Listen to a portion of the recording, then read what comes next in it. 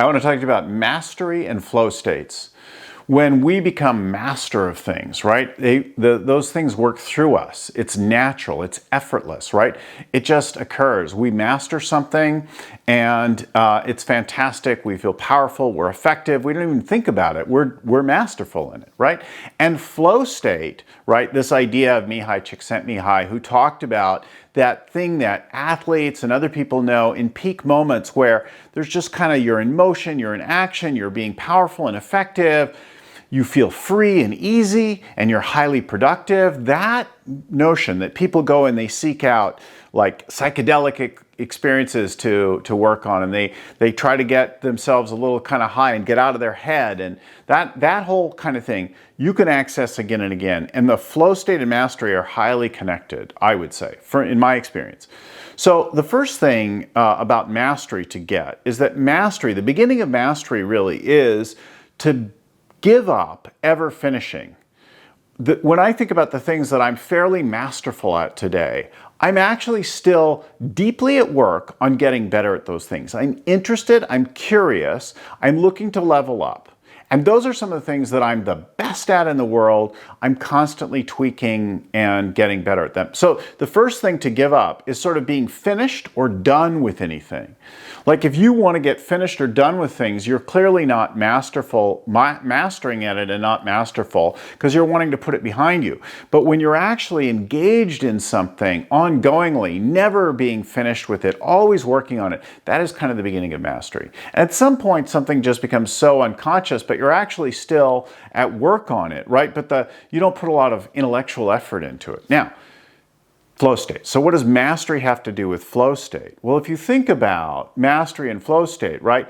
If you are being masterful in every area of your life and you are actually engaged in something, and the sort of people that I talk to are very much engaged in things, right? You're at work on, you have an idea for a business, you're at work on a product or service, you're leading a team, whatever, you're up to something. You're not just a person sitting on the couch, right?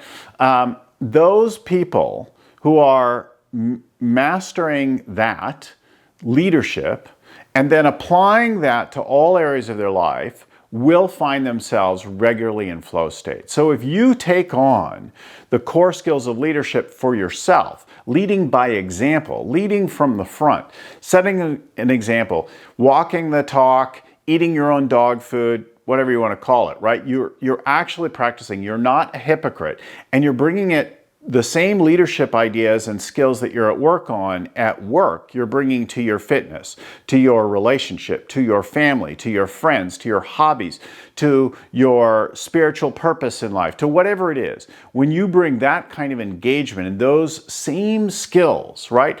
The work skills and the life skills, they're not really different.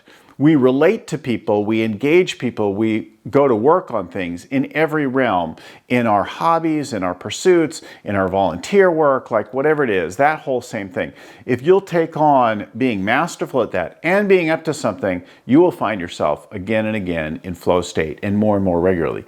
If you neglect any area, if you ignore something conscious, sometimes we're not aware of something, right? I'm not even thinking about it. It's not on my radar. But when you notice something and then you shut it away, that'll rob you of your ability to be in flow state. When you don't practice what you preach, when you don't walk the talk, when you're a hypocrite, it'll rob you of your flow states. So see what that does for you. See what there is for you to lean into. See where you might be being hypocritical, where you might not be walking your talk.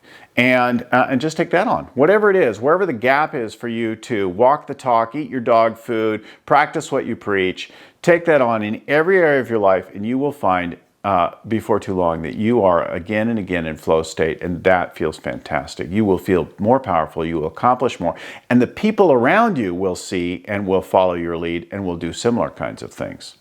I hope that's been helpful. I hope that makes a massive difference in your life. We'll talk to you again soon.